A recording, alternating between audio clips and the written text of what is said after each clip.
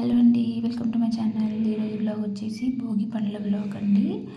భోగి పళ్ళు ఎవరు, ఎక్కడ, ఎప్పుడు, ఎలా పోయాలో చెప్తానండి. అందుకోసం రేగి పళ్ళు కావాలి. రేగి పళ్ళు, చెరుకు ముక్కలు, చిన్న చిన్న చెరుకు ముక్కలు, చిల్లర నాణాలు అండ్ పూరేకులండి. బంతి పువ్వుల రేకులైనా సరే, గులాబీ రేకులైనా సరే ఇవన్నీ తీసేసుకొని బాగా కలిపేసుకోవాలండి. ఈ భోగి పండ్లు మంత్స్ బేబీస్ నుంచి 9 years లోపు పిల్లలకు పోస్తారండి. భోగి పళ్ళు పోస్తే పిల్లలకు దిష్టి పోతుందండి, అందుకే పోస్తారు.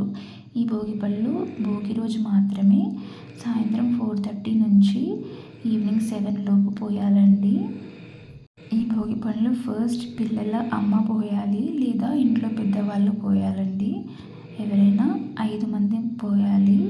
భోగి పళ్ళు పోసుకున్న తర్వాత అవన్నీ చేతితోటి ఎత్తేసి ఎక్కడైనా పారే నీటిలో వేసేసేయాలండి.